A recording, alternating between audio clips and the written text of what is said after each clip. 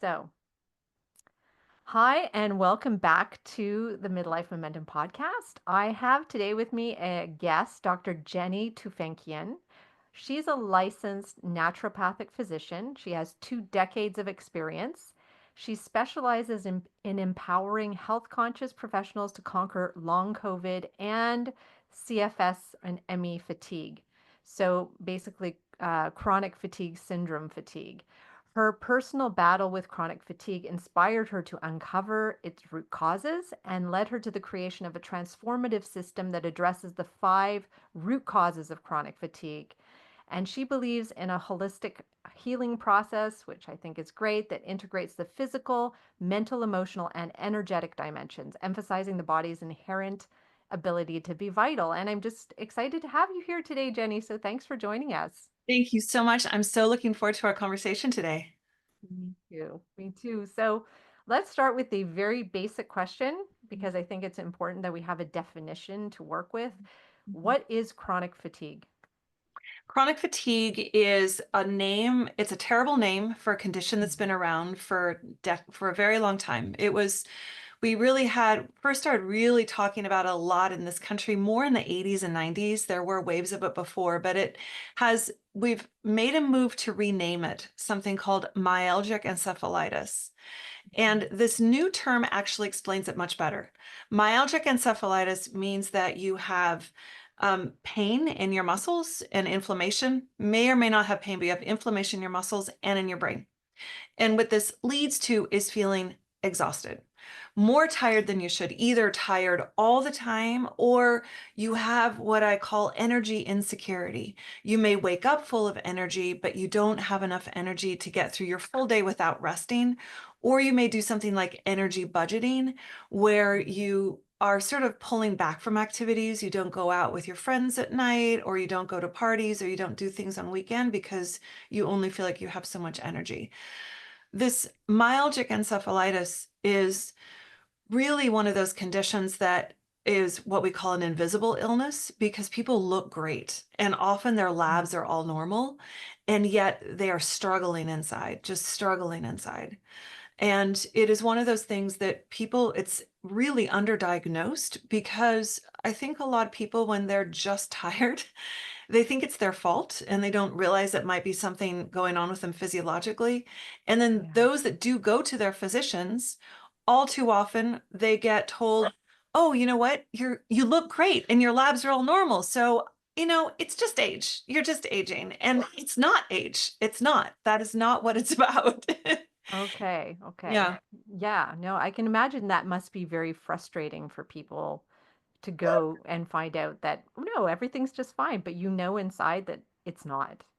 Right. Yeah, exactly. Yes, I think it's very frustrating for people. And what I always say is that you know yourself better than any physician can ever know you. And so always trust your instinct. If you feel like there's something that's not right about you, then that's something for you to pay attention to and keep seeking until you get somebody who can help you with what it is that you need help with. Okay. Yeah. So, and that's a good question. Like if we do go to our doctor and our labs are all normal and they're saying and you look great Yeah. and but you feel exhausted. How do you like are there any other symptoms that we can point to that would might lead us to understanding that it's chronic fatigue? Yes, there are a few other symptoms. So it's really a diagnosis by exclusion, which means that a doctor is supposed to rule out all the other reasons you might be tired, like is it anemia or is it cancer? I mean, and all the things in between before Mhm. they diagnose you with this condition. Some of the hallmark pieces that need to also be in there for it to be an official diagnosis of myalgic encephalitis / chronic fatigue syndrome is that you have some combination of not feeling better with rest. So you often wake up in the morning tired, or you're not consistently refreshed with sleep. You might have something called post-exertional malaise, which means that you are more tired after you do more than you usually do. So for those who are really sick, this may mean that they do the dishes and the laundry and they crash. And they crash as in they are back on the couch or back in bed for days or weeks because they did too much and they burnt out their mitochondria, their energy centers.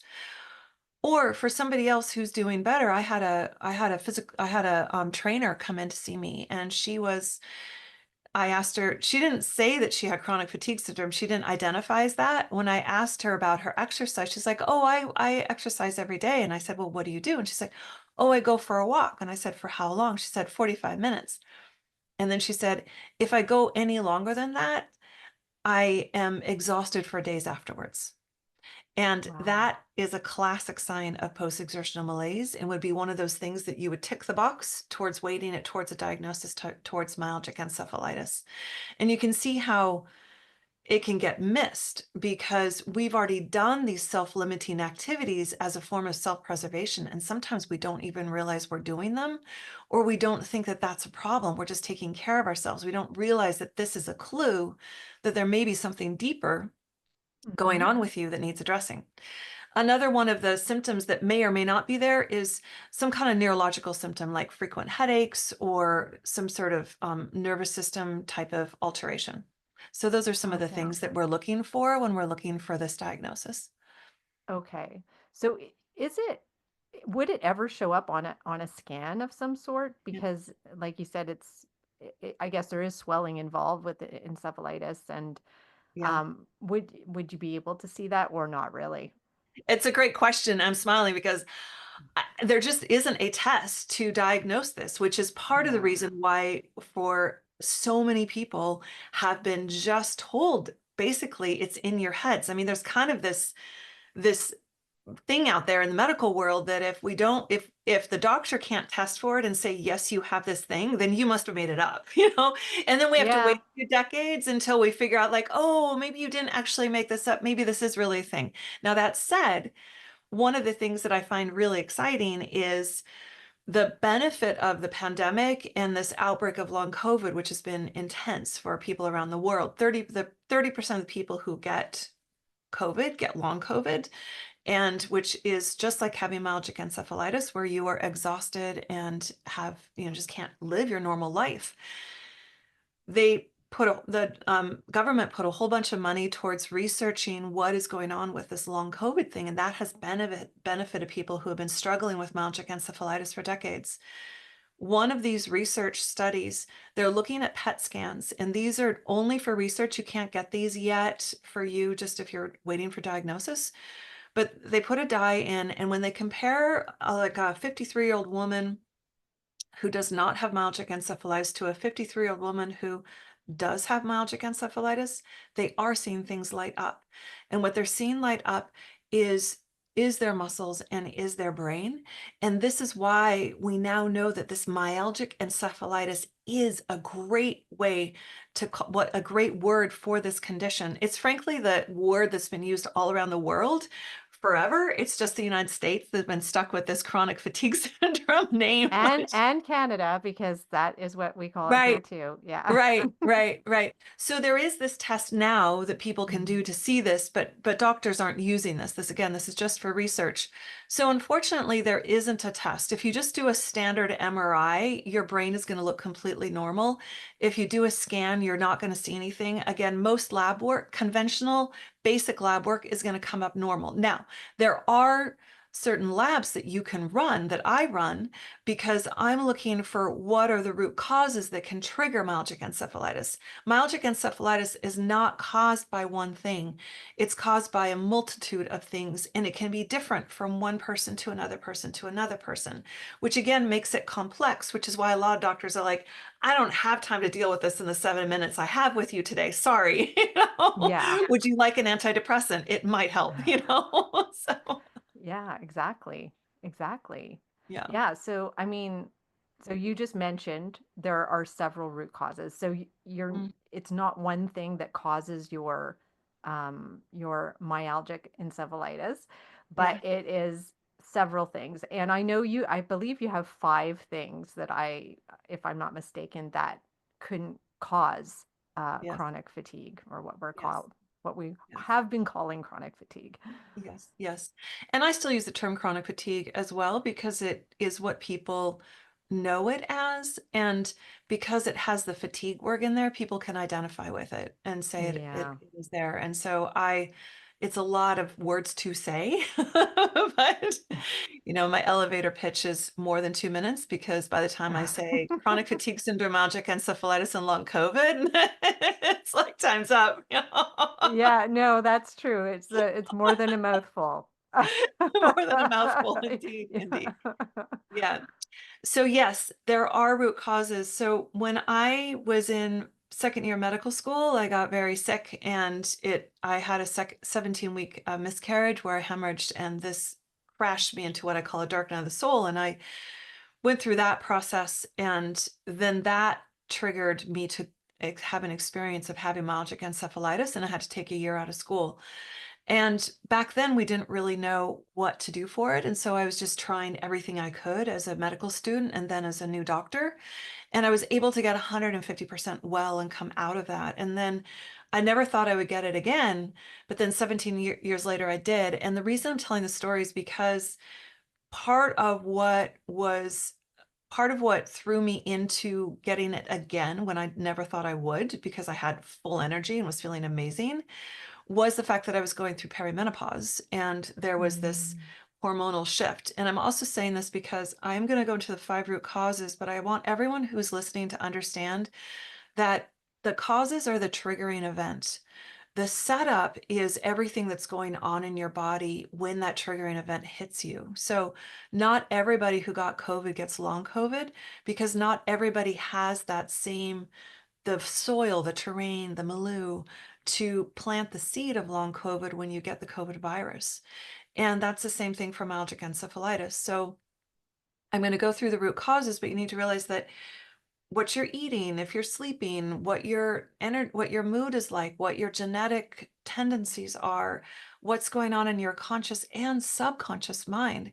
What did you inherit in terms of traumas? All of those things play into your vulnerability to be able to go into this condition. And this condition is a dysregulated autonomic nervous system, immune system, and hormonal system that really wreaks havoc with your body. And it's very challenging. So, and yet, once you identify which are your root causes, then you can begin to create a path forward where you can start to address those root causes one by one and address your health foundations and come out the other side feeling more vital. The root causes are, and these root causes are ones that it's been incredible to see how well people respond once we narrow these down. So the first one is what I call the gateway root cause. It is the hormone triangle, and that's looking at your adrenal glands, your thyroid, and your ovaries if you're female, male if you're testes. This triangle loves to work just like a symphony in harmony together. When one Okay. is out of tune, it will pull the other ones out of tune as well. And why I call this the gateway root cause is because so many of us, especially women, and women are more likely than men to get myalgic encephalitis and long COVID, that um, a lot of us women in our 20s and 30s and 20s and 30s will push and go super hard 24/7 cycle, especially for professionals and parents. And it's Hmm. go, go, go all the time, juggling and dropping a few balls as you're doing things. Yeah. And it's really easy to stress out that adrenal section. The hypothalamic pituitary axis is its formal name, to stress that out. And then that can become a big setup for a lot of women who go through any kind of hormonal change. So that could be you have more premenstrual stuff when you're cycling, or as you hit perimenopause and menopause, you have a much harder time in perimenopause and menopause because this triangle is out of whack. I see this a lot. It can also begin to pull the thyroid.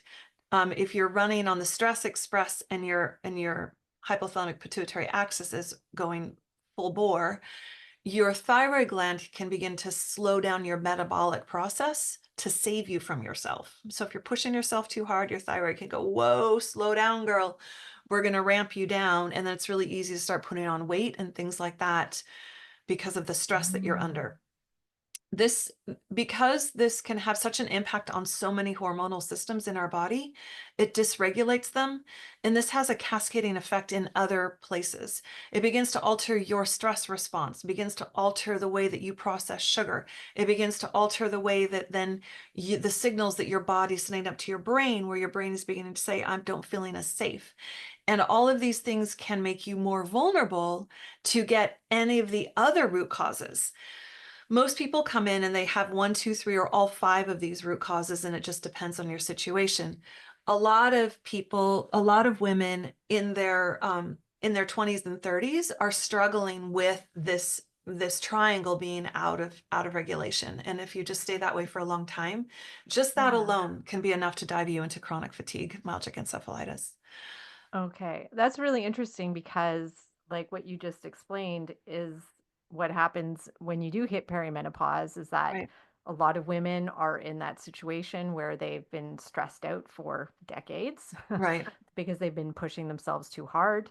Yep. I like that term stress express. They're on the stress express. Yes. And then their hormones start to shift, and all of a sudden, all these symptoms start coming up, right? Yes. You're in perimenopause and you're having extreme symptoms a lot of the time at that point. Mhm. So that creates fertile ground. Like you said, like I like the term like soil. It's part of the Mhm. soil that if a triggering event happens when you're in that point in life, Yes. you've got part of the soil that could then lead you into chronic fatigue. Right. Yes, exactly. And let me say two things. One, that stress express, it can be good stress. It can just be too much of it. You didn't balance it out. So it can Mhm. be good stress of like, oh my gosh, I love my job and I am so good at it. And I am just going for all this stuff. And I love parenting and I'm so good at it. And I'm showing up for all the games I can after work, like whatever that is, it can be good stress, but it can just be too much or it can be a combination, right? Life happens, right? We all have those things that are very challenging.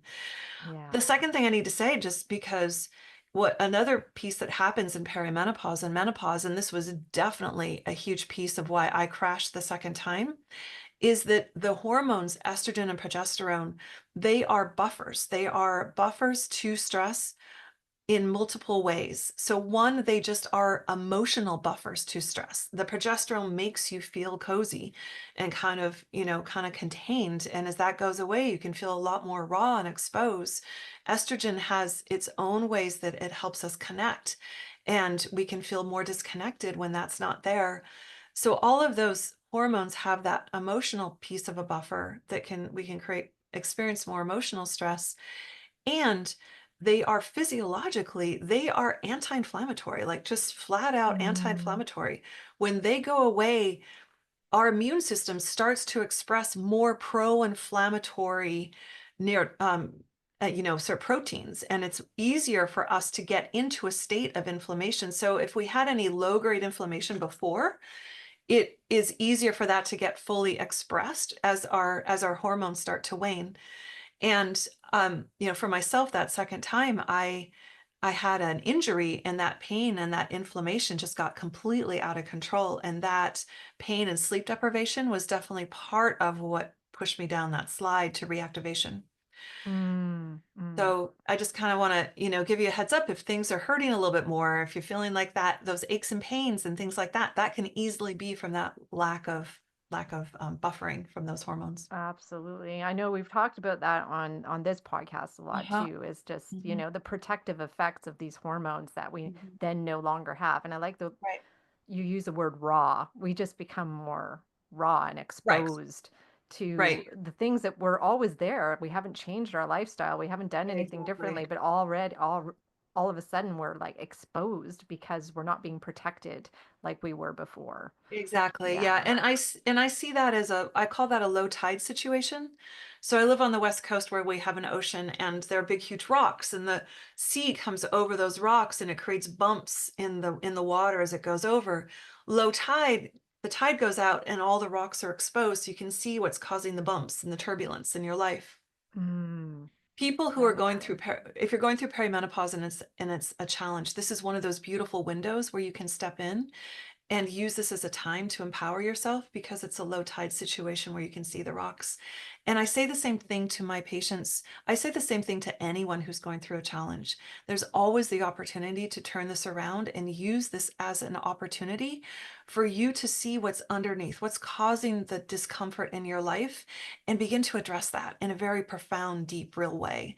You know, all the way down to what are the subconscious thoughts that are down there framing the beliefs about who you are.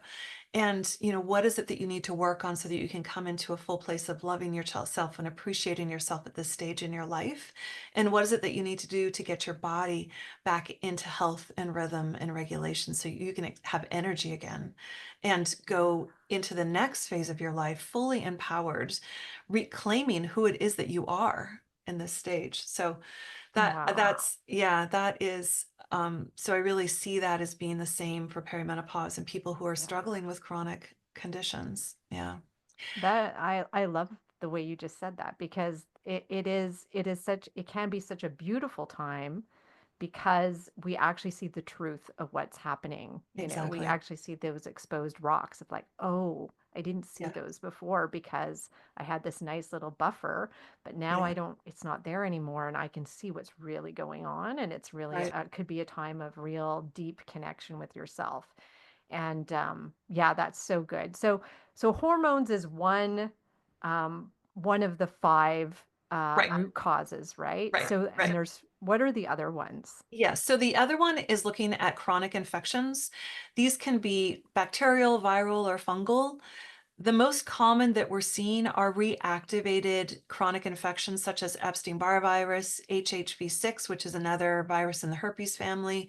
Or for some people, it may be that COVID, SARS-CoV-2 was the virus, and some people, not very many, may have sort of still some viral particles that their body is reacting to. But a lot of people who are experiencing long COVID have a reactivated viral infection. And this could have been, we all have viruses in us, and we all have other critters in us. We have a microbiome in our gut. We have a virome of viral particles, and it's just whether if you're keeping those little parasites that live inside of us, those little viral parasites, at a level where it doesn't really make a difference on your energy.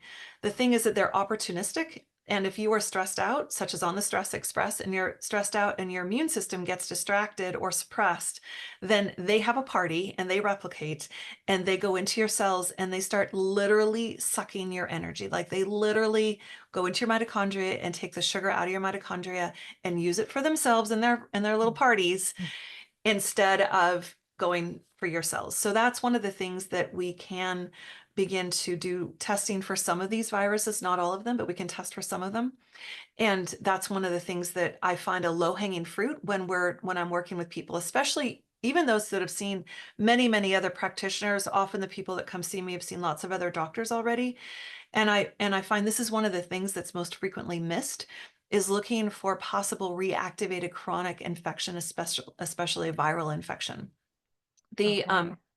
yeah, the third root cause is looking at mitochondrial function. The mitochondria are the powerhouses inside of each one of your cells, and they are these beautiful organelles that are incredible, and we have to have them to live. If we were poisoned, we would die within 3 seconds because our mitochondria would just go away, and we can only live 3 seconds without our mitochondria. That's how essential they are.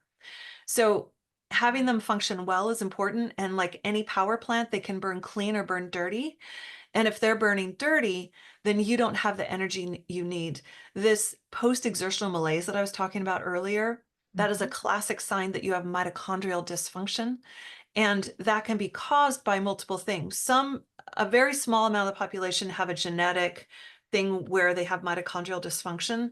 Most of us have acquired mitochondrial dysfunction through toxic exposures, things like glyphosates, heavy metals, other things can heavy metals like lead and mercury in particular go into that mitochondria and really ruin it, as do, like I mentioned before, the viruses. They can go in there. So there's some overlap that we can see between the root causes.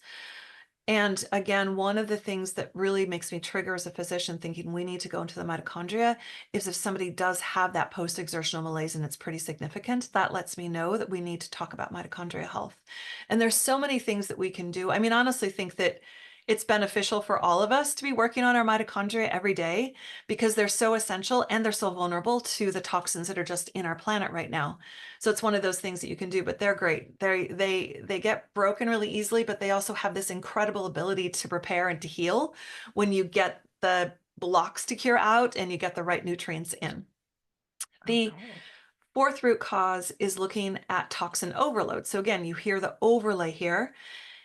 And the toxins, some people are just too toxic and they have had either they have inherited a dysfunctional pathway in their liver so they don't break things down as well as somebody else, or it's just too gunged up. You know, if you think about your body as a garbage can, you can only handle so much garbage before it overflows. For some of you, it's the foods you're eating. For some of you, it's the makeup on your face. For some of you, it's the air, the air we breathe outside. For some of you, it's what you were exposed to. I just heard a beautiful story from Jill Carnahan, who's a brilliant physician, and she grew up in this idyllic farm country in the Midwest.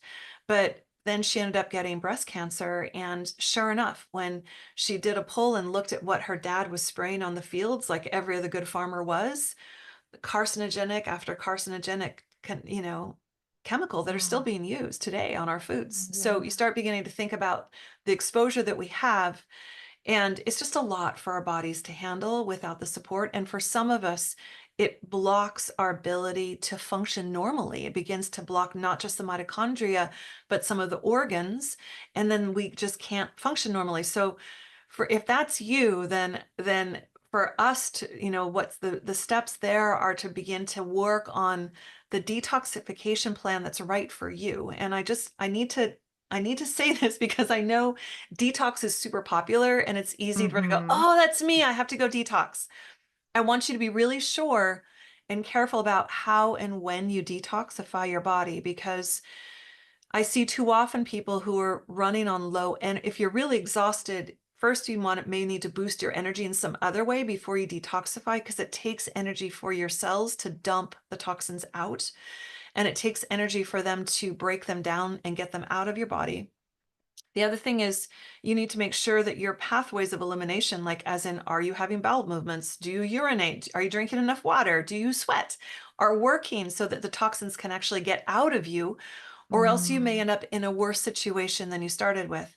So, and some people, I think, push their detoxes too hard. So I think it's really important to know if you just need to go very gentle, low and slow, if that's kind of your best process, or if you do need something, if your body is ready for something that's more intense.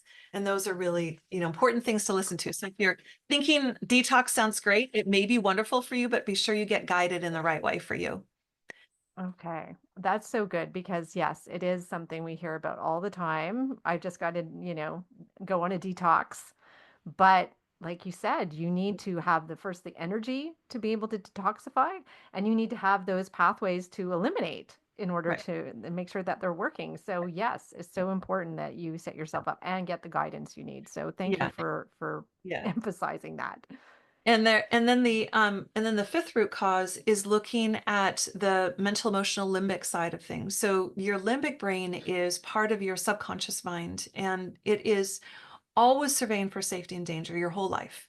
And we are wired to pick up danger because this is part of our survival mechanism.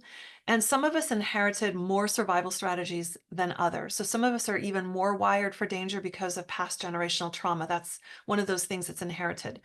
We have that in my family history, and I became acutely aware of how much that impacted my health.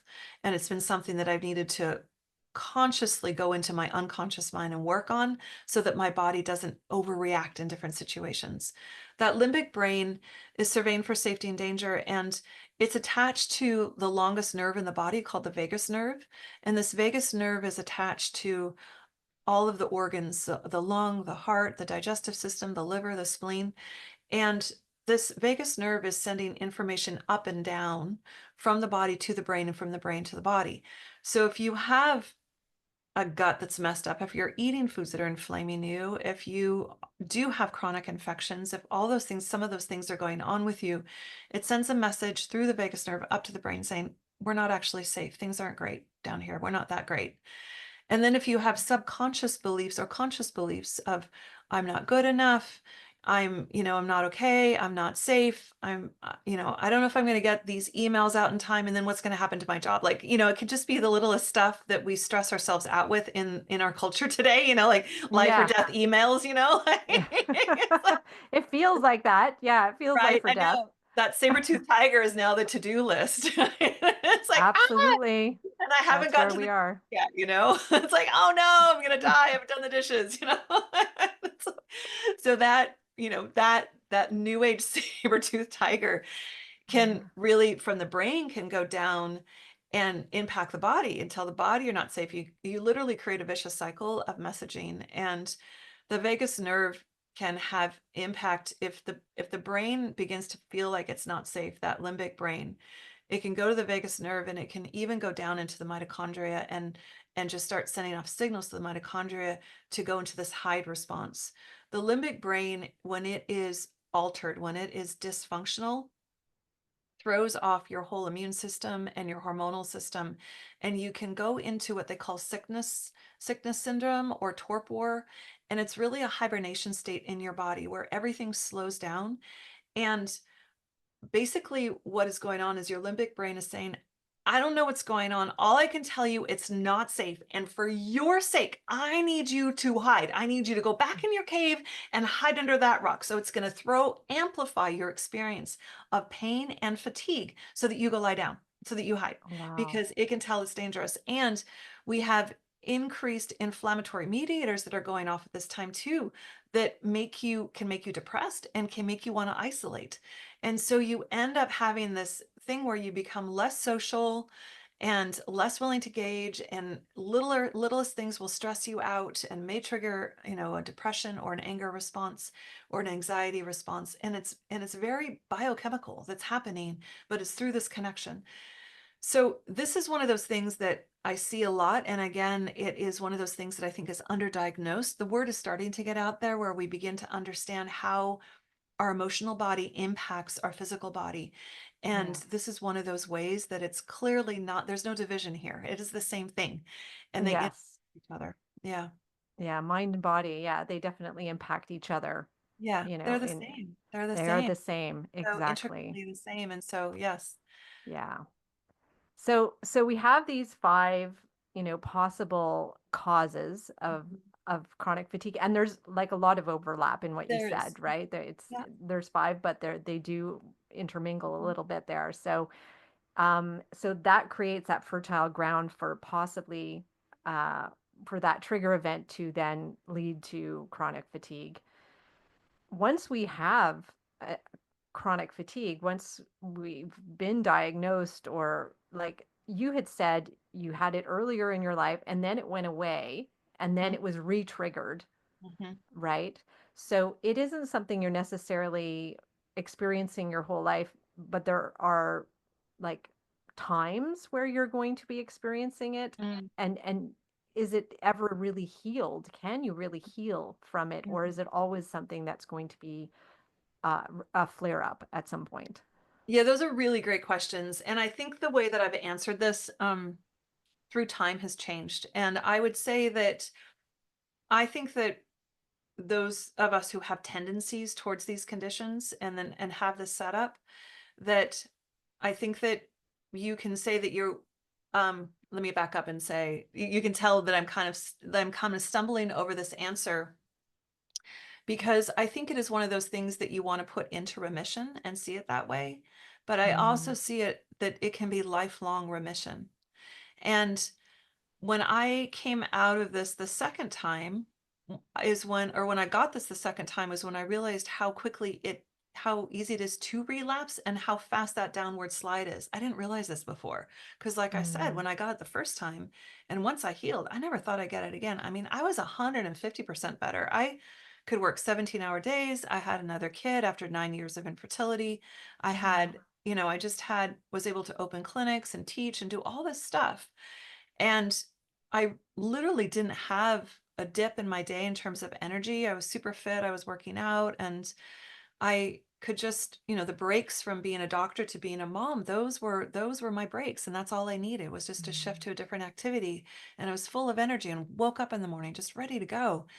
And but it was a series of events that were kind of the setup for the reactivation.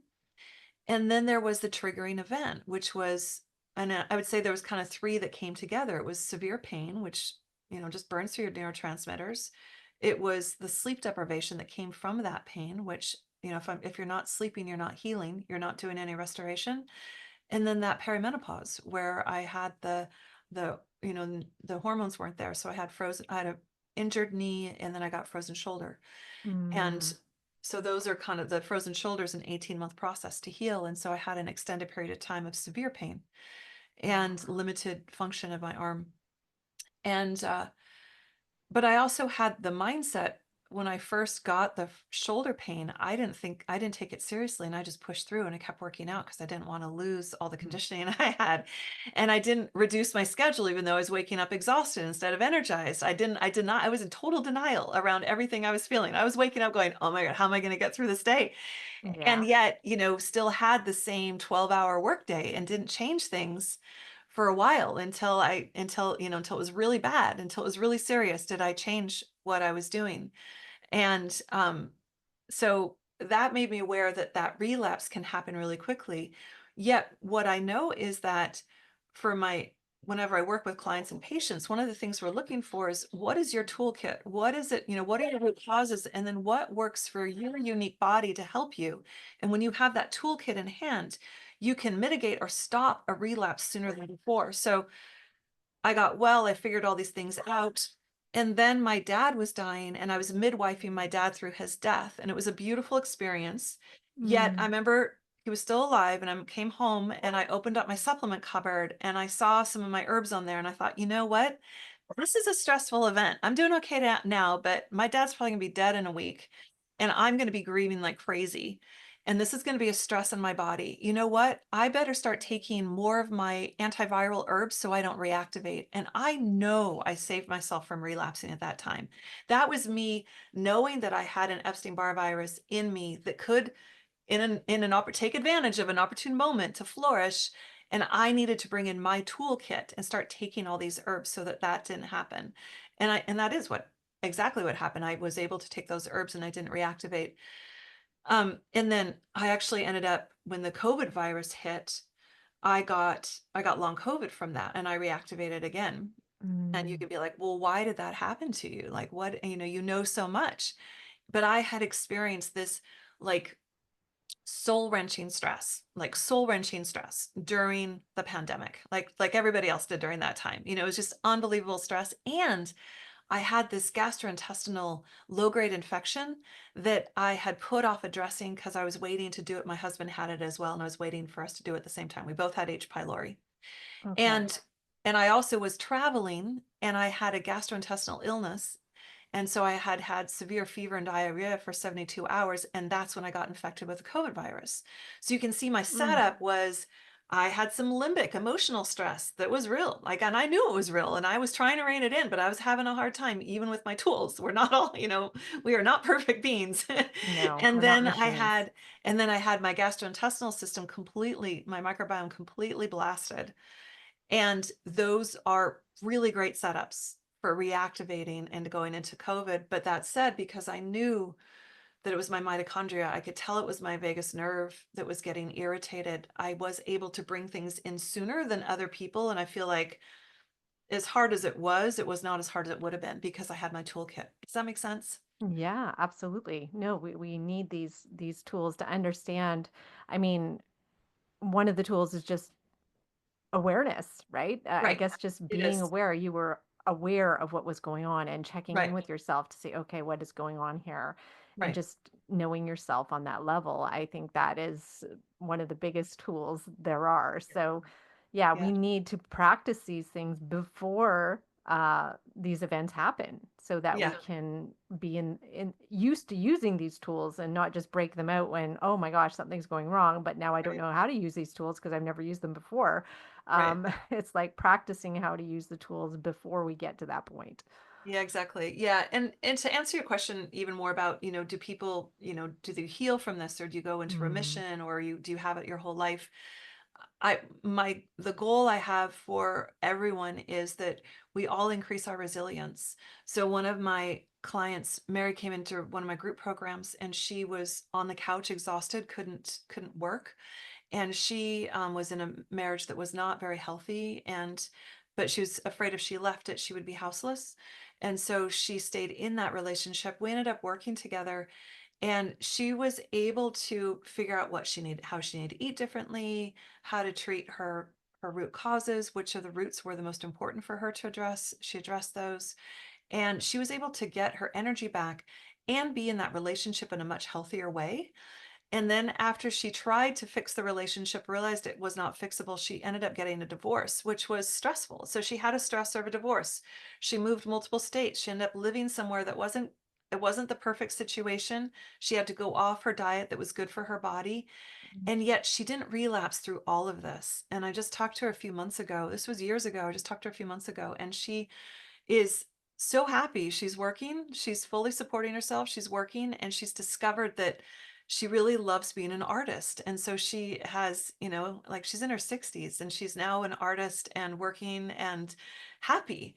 And she was able to have resilience to go through all of that turmoil, all of that stress on her body and on her emotionally, all of those things, and she did not relapse, and because she had addressed her root cause and because she had her toolkit.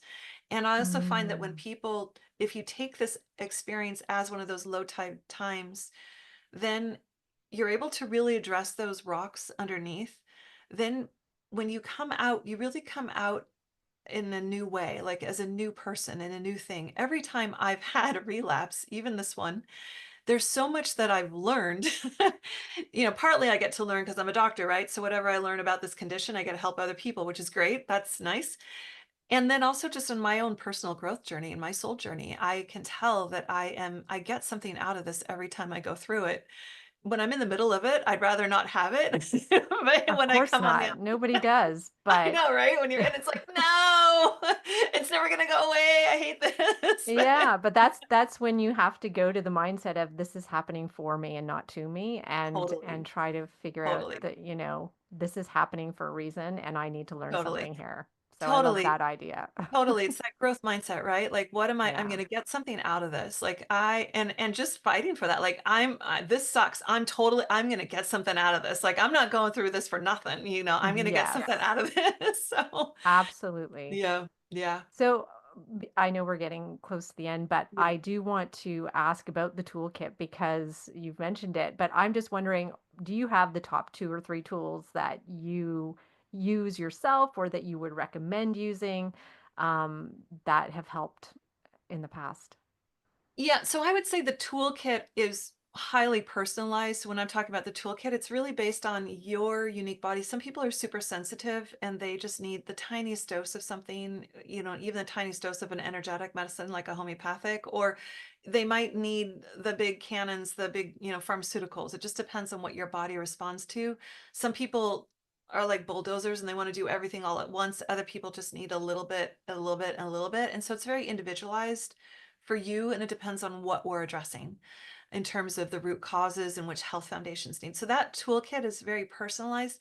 That said, what I would say that I have been using daily and I think really helps all of us, and no matter where you are, is really using the power of your breath to begin to reset your nervous system. A lot of us Mhm. are on stress express, just the world itself right now, everything that's happening in the world. It's hard to not pick it up, and a lot of us are energy sponges and we get to pick up a lot of things that aren't even us. That kind of that energetic level of being can be really impacted by what's in our environment. And so your breath can be an amazing way to use to recalm yourself. And there are multiple breath techniques you can use. I've been using one a lot lately that I love from HeartMath, where you do heart-based breathing. You breathe into your heart for a count of 4, and then you bring in a higher level energy like love, peace, joy, gratitude, compassion could be really nice for 4 breaths. And then you send that, whatever you like, you send that compassion out to something or someone. Could be your dog, just like compassion out to something. Could be a flower, could be anything for 4 breaths. And then you do the hardest part that is the best medicine, where you flip that around and you bring that feeling into yourself for 4 breaths. So you're Mm. projecting compassion, love, joy, peace, whatever it is, to yourself for count of 4 breaths. This this process has been scientifically proven to Mm-hmm. actually get our heart and brain into coherence, which re-regulates your nervous system, which then allows your immune system, your hormonal system, everything to go into a place of regulation. So this is something that I use, I practice on a regular basis. I share with my patients. I highly, it's just one of those great tools, and you can do it anywhere. So Yeah, no, that's it sounds actually a lot like Joe Dispenza. I don't know if Mhm. you're familiar with his work, I but am yeah. familiar with Joe Dispenza, and yeah, Yeah. Dr. Joe Dispenza and his team have worked with heart math, and they have joined together for Mm, sure, because there is a similarity there, and they're both coming from this amazing place of beginning to really study what happens in our body physiologically when we are in coherence, and what can yes. happen there. And there's magic that can happen in that space. And yet we say magic, but it's not woo woo, it's scientifically proven. It's science, You exactly. It know? is. It's like, It's absolutely true. And I love that yeah. it is scientifically proven. I know you as a doctor probably appreciate that. I used to be an Yeah, engineer. I do appreciate I love science. that. So I it's love it. always Right. it's good to know. It's good to Yeah. know. Yeah. Well, thank you. I really appreciate you shared that because it's such a simple tool that Hmm. anybody can do anywhere. Hmm. But we can change our not only our emotional state, but our physiological state by breathing that way. Hmm. Yeah. So that's so powerful. Hmm. So there's a question I always ask my guests when they come on, and because we're all getting older, no matter how old we are now, we're all getting older. So what's been the best part so far for you of getting older? Yeah, for me, it's a multitude of things. For me, it's the wisdom that comes through the years. I've just been watching my kids who are, young adults now, as they go through different phases of life. And I remember being triggered by things that they may be going through and feeling like it was such a big thing. And I feel like there's so much, feel like I have a lot of perspective because I have all those years to look back on. And I have this perspective of things where I can take a moment before I need to react, right? And I can see, it just feels like wisdom is really what it is. I feel like I sit in wisdom now in a way that I don't even think I identified with even 5 years ago. I just turned 60, and I think there's something. Really? You turned Yeah, 60? I did. Oh my Yeah, gosh, you do not yeah, look 60. yeah, yeah, Okay, yeah. So yeah, I amazing. just turned 60, and I feel like it's a wisdom that I have earned and that I love to be in, and it's Mm. sort of something that I walk through the world with now. And I don't and and I feel like I'm more selective in a good way about what it is that is mine to take action on versus not mine to take action on, and in a really beautiful way. And I'd say the other thing, just from the whole menopause piece, that I really do frankly love, is just not caring so much about what other people think. And I really think that this is a very, some of that is very hormonally driven. And when those hormones go away and you enter this phase of life, it really is taking your power back and coming into who it is that you get to be in this phase of life. And I love it. I just love it. I love that Mm. I just feel a lot more confident with being me. And I don't really care. Like, I love people, but I just don't really care if they're like, like me or don't like me. And there's something very liberating about that, Yeah. that is just joyful. So I feel like I have, much more access to my own joy and my own power. That is a really good answer. I I love that. It's like those hormones that have been softening everything for us. All of a sudden, not only do they leave us raw and exposed, but they do uncover a power that Yes. was there too, but was softened over time as well. So there's that positive side of it. So I Yeah. really love that. That is Yeah. so good. Yeah. And so if the women in my audience want to get in touch with you, want to learn more about you, how can they do that? The best thing is to go to my website, drjennytufenkian.com, and go in there and check out the website, see what I have to offer. There's a free quiz. If you're interested in looking at what might be your root cause trigger, you can check out that quiz. And it goes down the algorithm that I use in my brain when I'm working with my clients. If you're interested in seeing if we're a good match to work together, either from my one-on-one or my group program, then you can apply to book a call. And if you're just interested in free stuff, you can just fill out that form and click free, and we'll send you a bunch of free stuff. So just come to Okay. the website, check it out, and I would look forward to meeting you. Okay, great. And I will include the links to Jenny in the show notes. So anybody who wants to just check out her website for either the free stuff or, to book a call with her and maybe do more, that will be available. So I just want to really thank you for being on the podcast, Jenny. It was so informative, so enlightening. I know that it's going to be so valuable for a lot of my listeners, what you had to share today. And, you've had firsthand experience of this and you've been through this yourself. So that is so powerful. So thank you so much for doing this. You're so welcome, and thank you for having me. It's been just an honor and a joy to be with you. And thank you for all the amazing work you do. I just love your podcast and I love what you're doing in the world. And I love geeky women, so I love that you used to be an engineer. Yeah, I'm a geek too. So It's just a little thing I have. that's good. No, I do. I appreciate women in STEM or in all the Yeah, sciences, right? So right, it is right, nice to see. But right. thank you so much. So we'll stay in touch. All right, wonderful. Thank you. Thanks, Jenny.